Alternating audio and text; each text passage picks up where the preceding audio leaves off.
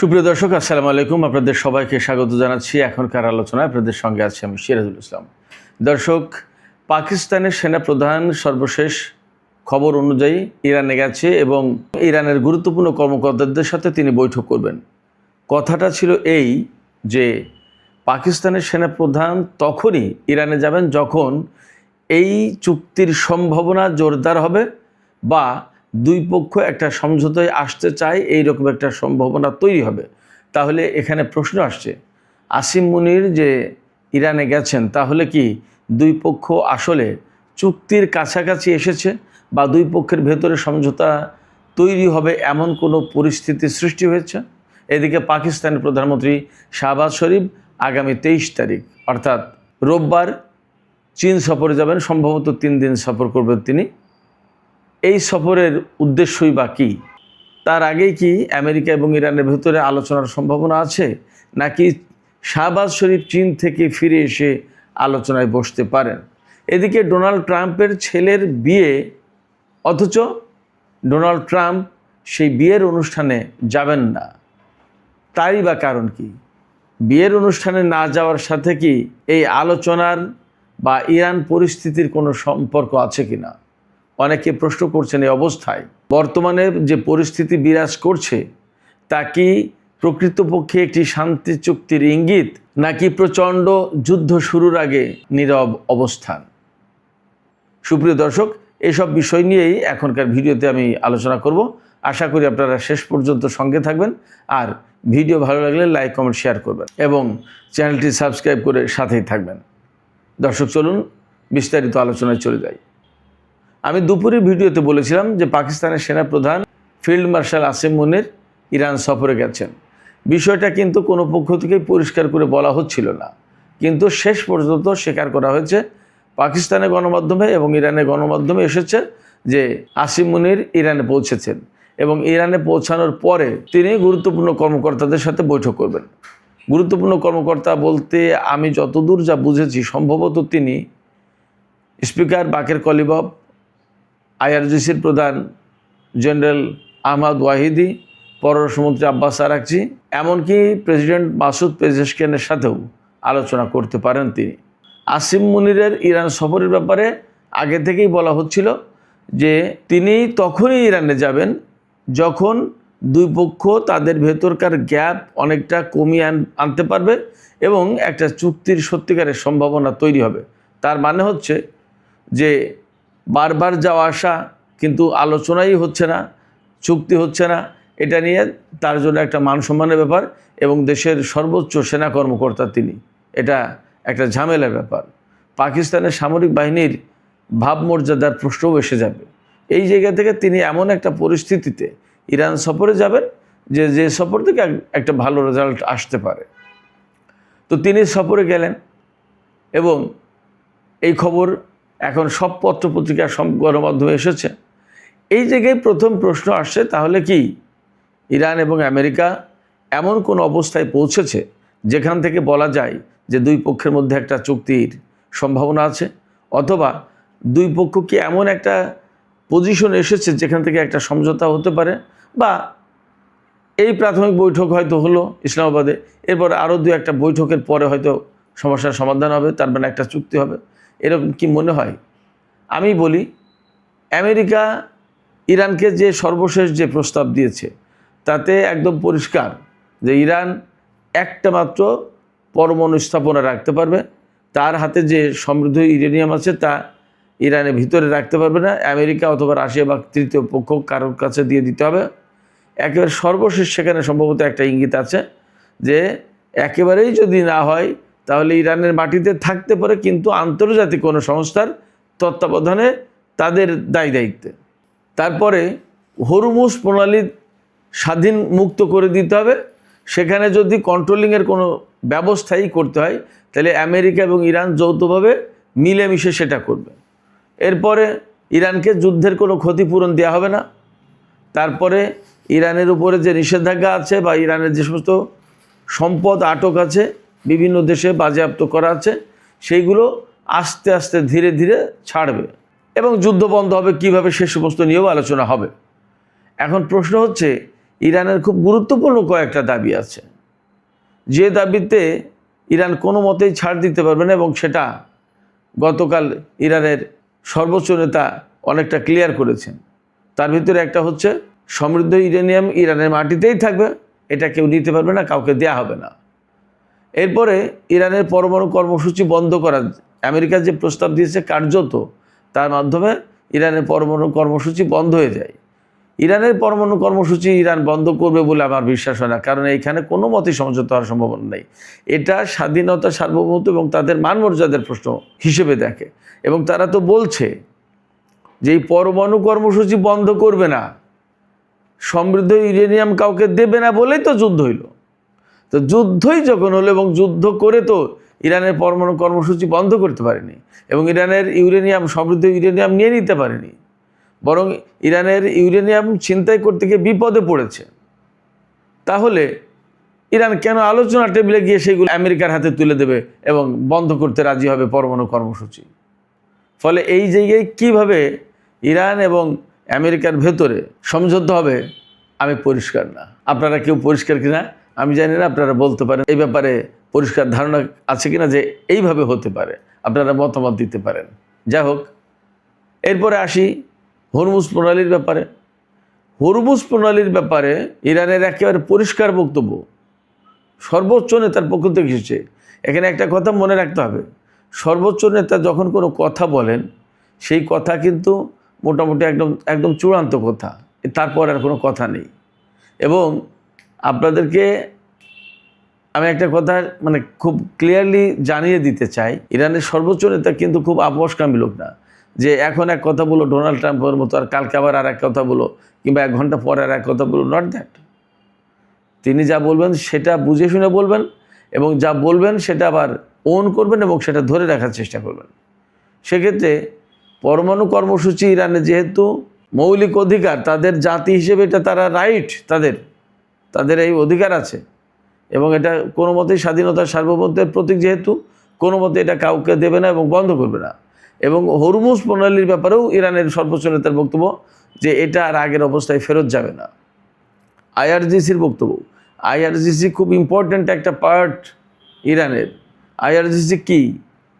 Islamic বিপ্লবী guard বাহিনী। তার মানে এই যে বিপ্লবটা যে ইরানে হয়েছে, এই বিপ্লবটাকে গার্ড দেয়া, রক্ষা করা, পাহারা দিয়ে রাখা এই বাহিনীর দায়িত্ব। তার মানে এই বিপ্লব কোনো মতেই নস্যাৎ হবে কোনোভাবে তা তারা মানবে না। অর্থাৎ এই বিপ্লব সর্বশেষ পর্যন্ত রক্ষা করা যারা দায়িত্ব পালন করবে তারা হচ্ছে এই বিপ্লবী গার্ড বাহিনী, আইআরজিসি। সেই আইআরজিসির পক্ষ থেকে বলা হয়েছে যে হরমুজ প্রণালী ইরানের মালিকানাধীন, ইরানের রাষ্ট্রীয় সম্পদ, এটা গুরুত্বপূর্ণ সম্পদ, এবং এটা কখনোই অন্য কারোর হাতে ছেড়ে দেওয়া হবে না, এটা ইরানের হাতে আছে। এবং এই হরমুজ প্রণালীতে যে কন্ট্রোল সিস্টেম করা হয়েছে, যে টোল আদায়ের সিস্টেম করা হয়েছে, এই অবস্থা থেকে হরমুজ প্রণালী আর কখনো আগের অবস্থায় ফিরে যাবে না। এই কথা যখন সর্বোচ্চ নেতার পক্ষ থেকে এবং আইআরজিসির পক্ষ থেকে বলা হয়, তখন কি করে এই জায়গায় ইরান আপোষ করবে এবং আমেরিকার সাথে এই জায়গায় আসলে কি দিয়ে লেনদেন হবে এবং কোনভাবে দুই পক্ষ একটা সমঝোতা আসবে আমি ঠিক পরিষ্কার না। তারপরেও আমি ব্যক্তিগতভাবে প্রত্যাশা করি দুই পক্ষের ভেতরে এক রকমের সমঝোতা হোক, শান্তি প্রতিষ্ঠিত হোক, যুদ্ধ বন্ধ হোক, এবং এই যে টানাপোড়ের উত্তেজনা এগুলো বন্ধ হোক। কিন্তু আসলে আপনি চাইলেই তো হবে না। সেই চাওয়া পাওয়া ইরানের জাতি, ইরানের জনগণ, ইরানের সরকার, ইরানের আইআরজিসি, ইরানের সর্বোচ্চ নেতা, তাদের অনেকের চাওয়ার সাথে মিলতে হবে।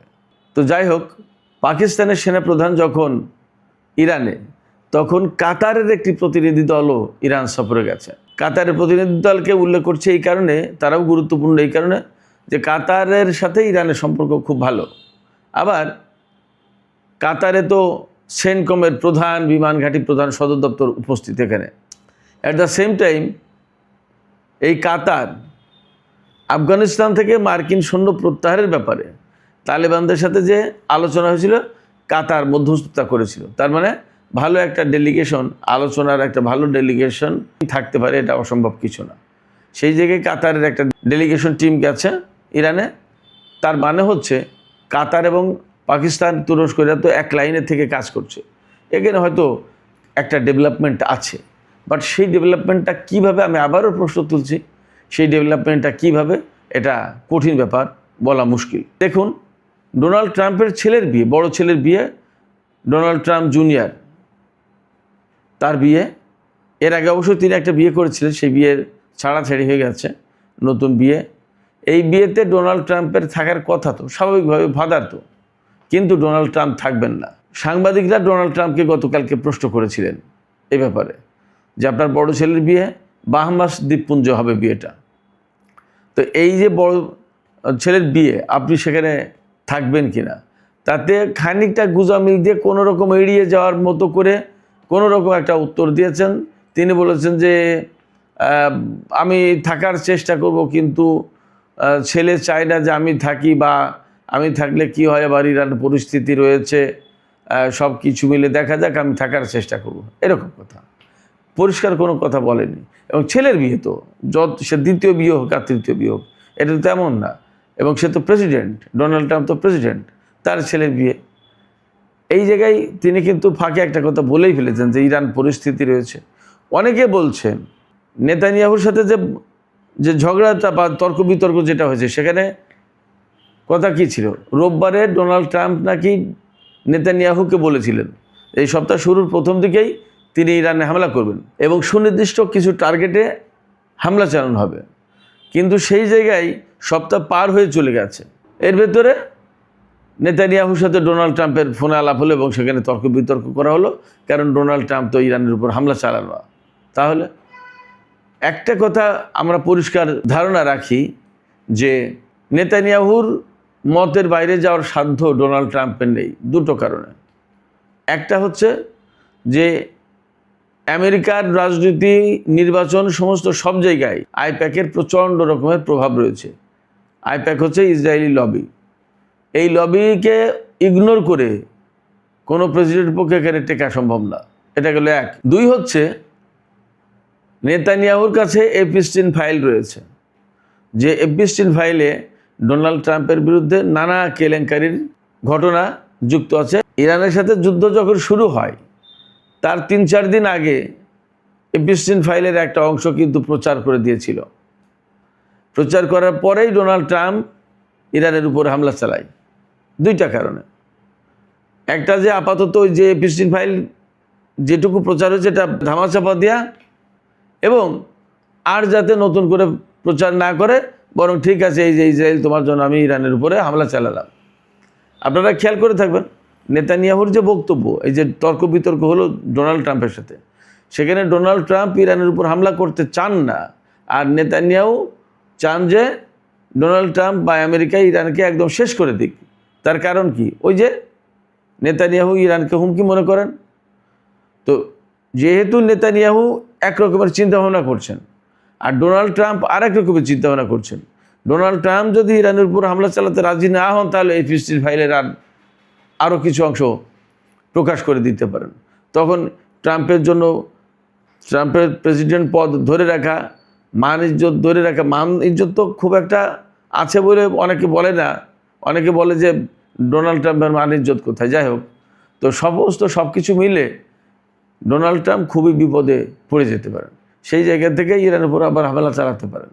তো এইরকম একটা পরিস্থিতিতে আসলে খুব কঠিন একটা অবস্থা, বলাটাও কঠিন যে ডোনাল্ড ট্রাম্প ইরানের উপর হামলা চালাবেন কিনা, আবার এই চুক্তি করবেন কিনা, আবার হামলা যদি না চালান তাহলে ইসরায়েলের ভূমিকা কী হবে, নেতানিয়াহুর ভূমিকা কী হবে।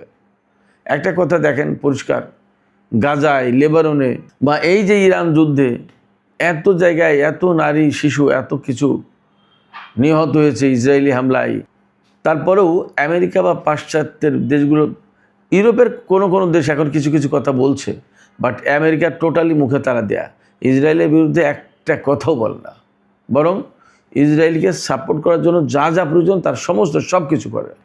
এই যে গাজা যুদ্ধে এত বড় মানবতা বিরোধী কাজ হলো, সেই গাজা যুদ্ধের ব্যাপারে যখন যুদ্ধবিরতি চেয়ে প্রস্তাব তোলা হয়েছে জাতিসংঘ নিরাপত্তা পরিষদে, তখন সেই প্রস্তাবের বিরুদ্ধে জাতিসংঘে নিযুক্ত আমেরিকার রাষ্ট্রদূত ভেটো দিয়েছে, আমেরিকা ভেটো দিয়েছে। তার মানে কি ইসরায়েলকে এইভাবে সে ওন করে বা ওন করতে বাধ্য হয়। এই জায়গা থেকে ইসরায়েলকে এড়িয়ে ইরানের সাথে আমেরিকা চুক্তি করবে কিভাবে, আমি তো সেটা বুঝি না। ধরুন সব পক্ষ খুব তোড়জোড় চালালো এবং দুই পক্ষ সমঝোতায় আসলেও, কিন্তু নেতানিয়াহু তো চাইছে ইরানের বিরুদ্ধে যুদ্ধ করতে, এবং নেতানিয়াহুর বা ইসরায়েলের একটা বড় উদ্বেগের জায়গা সেটা হচ্ছে যে ইরানের হাতে ব্যালিস্টিক ক্ষেপণাস্ত্র রকেট প্রযুক্তি। তো এইগুলো তো আলোচনায় থাকছে না এবার। তাহলে ইসরায়েল যা চায় তা তো হলো না। তাহলে এই চুক্তি কিভাবে হবে, এবং এই চুক্তি যদি না হয় তাহলে কি মানবে ইসরায়েল?